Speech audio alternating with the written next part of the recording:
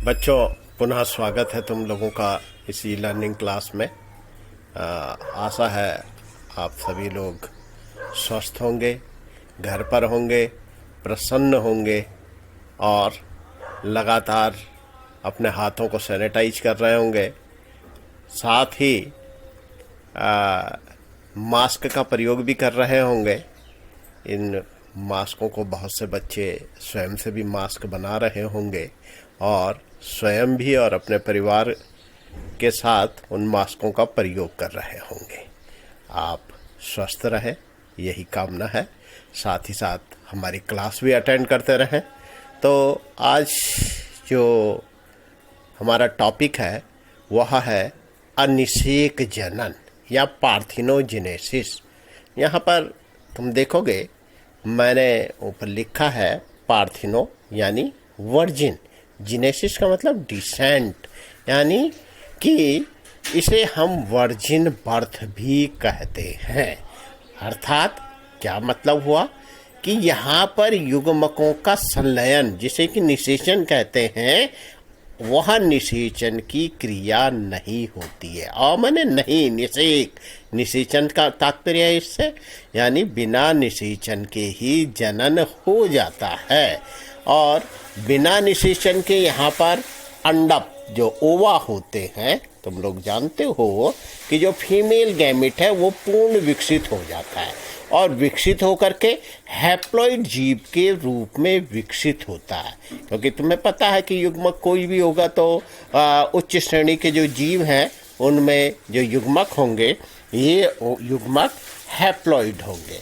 अब यहाँ किस किस में पाया जा सकता है? बर है, मधुमक्खी है, कुछ पौधों में भी जो है वो अनिषेक जनन पाया जाता है। इसी प्रकार से अब आगे देखेंगे वो अनिषेक जनन के प्रकार, टाइप्स ऑफ पार्थिनोजेनेसिस क्या क्या हो सकते हैं। मुख्य रूप से दो है, नेचुरल पार्थिनोजेनेसिस और आर्टिफिशियल या इंड्यूस्ड पार्थिनोजेनेसिस, प्राकृतिक अनिषेक जनन। प्राकृतिक अनिषेक जनन, बहुत सारे जो प्राणी हैं उनमें प्राकृतिक अनिषेक जनन पाया जाता है। इसमें जैसे हम बात करें मधुमक्खी की, मधुमक्खियों में इनमें अनिषेक जनन होता है और इन अनिषेक जनन के फलस्वरूप जो नर मधुमक्खियाँ होती हैं और साथ ही साथ जो ड्रोन्स होते हैं यानी श्रमिक मक्खियाँ और नर मक्खियाँ, वह इसमें खासकर जो नर मक्खी है वो नेचुरल पार्थिनोजेनेसिस के द्वारा विकसित होती हैं। इसके बाद दूसरा हमारे पास है आर्टिफिशियल और इंड्यूस्ड पार्थिनोजेनेसिस, कृत्रिम अनिषेक जनन, यानी कृत्रिम विधियों से, जैसे बहुत सारे जो रसायन हैं, इलेक्ट्रिक शॉक्स वगैरह हैं, इनके द्वारा हम लोग क्या करते हैं, पार्थिनोजेनेसिस को उत्पन्न कर देते हैं किसी अंडप में, जिसके कारण कि नया जीव उत्पन्न हो जाता है। जो बहुत सारे तुम जीव देखोगे, जैसे तुम लोग ने सुना होगा कि फार्म वगैरह में बहुत सारे जो अंडे होते हैं उनको जो है अनिषेक जनन के द्वारा इंड्यूस्ड कर दिया जाता है और उससे जो है नए जो जीव हैं उनको उत्पन्न कर लिया जाता है। अगला हमारे पास आएगा अनिषेक जनन की अन्य विधियाँ, कि अन्य विधियाँ कौन कौन है। अच्छा, एक बात मैं यहाँ पर तुम लोगों को बता दूँ कि जो इस प्रकार से उत्पन्न अनिषेक जनन से उत्पन्न जो जीव हैं वो बंध्य होते हैं, अर्थात उनसे अगर तुम नई पीढ़ी जो है वो नई पीढ़ी बहुधा उत्पन्न नहीं हो सकती है। अब अगला हम आते हैं अनिषेक जनन की अन्य विधियों पे। अन्य विधि है कंप्लीट पार्थिनोजेनेसिस या पूर्ण अनिषेक जनन जिसे कहा जाता है। इसमें जैसे कॉकोशियन रॉक लिजार्ड जो है उसका जो जीवन चक्र है या लाइफ साइकिल है उसमें मेल एब्सेंट होता है, मेल नहीं होता है।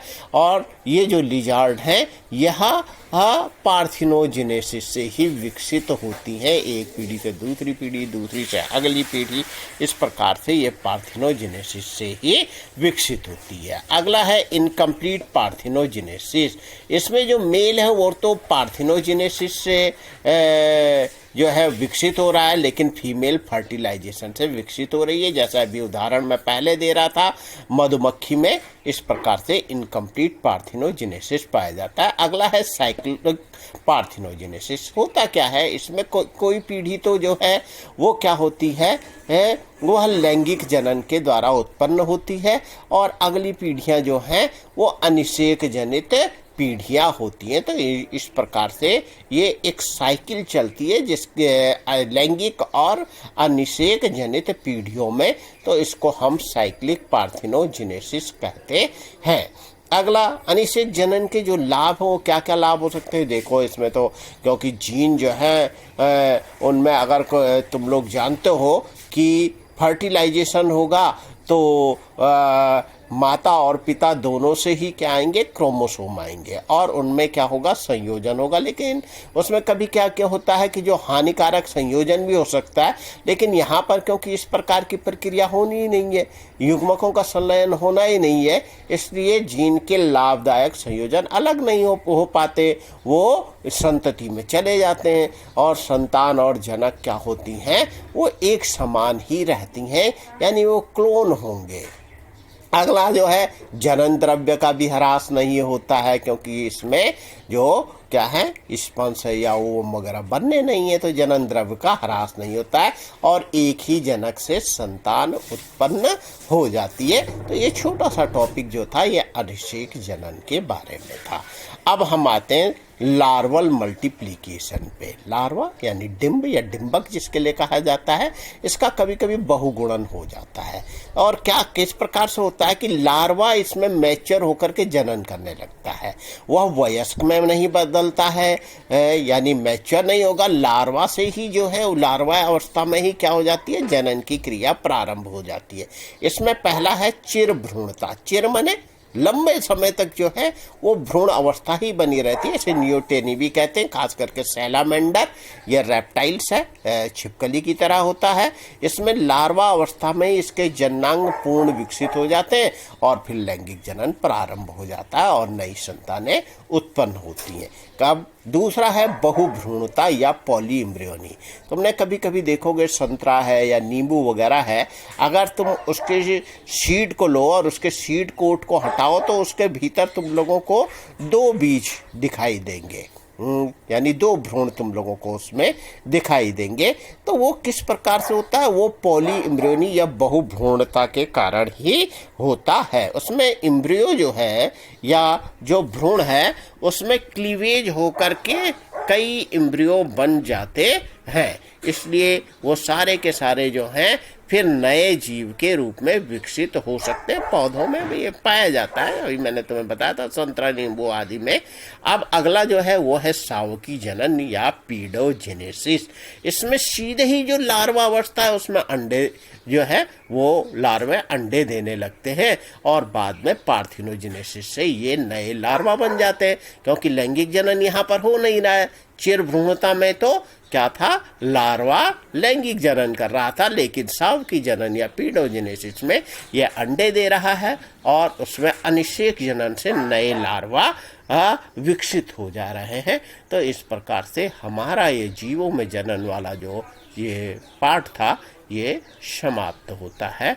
अब इससे संबंधित जो कुछ प्रश्न होंगे उसको नेक्स्ट वीडियो में हम सम्मिलित